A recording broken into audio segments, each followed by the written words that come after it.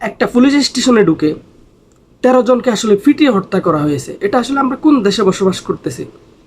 পুলিশটা তো আসলে, এই পুলিশটা কাউকে মারতে যায়নি, তারা পুলিশ ফাঁড়িতে ছিল। সেখানে গিয়ে আসলে এগুলা কারা করছে? এগুলা অমানবিক কাজ, এগুলাকে আমরা কখনোই সমর্থন করি না। কারণ তারা এই দেশের নাগরিক। যে পুলিশগুলো মারা হয়েছে এগুলো কিন্তু এই দেশেরই নাগরিক। এই পুলিশদের উপরে কেন আক্রমণ করা হয়েছে? পুলিশরা তো তাদেরকে আসলে মারতে যায়নি, ওরা পুলিশ ফাঁড়িতে ছিল, তারপরেও কেন তাদের উপরে আঘাত? এটা আসলে কোনোভাবে মেনে নেওয়া যায় না। তারাও মায়ের সন্তান, আমরাও মায়ের সন্তান। কেন তাদেরকে পিটিয়ে এইভাবে হত্যা করা হলো? কেন তাদেরকে পিটিয়ে এইভাবে হত্যা করা হলো? এটার আসলে সুষ্ঠু তদন্ত এবং বিচার আমরা অবশ্যই চাই। কারণ তারাও দেশের নাগরিক, আমরাও দেশের নাগরিক। কেন তাদেরকে এইভাবে অন্যায়ভাবে আসলে পিটিয়ে হত্যা করা হয়েছে?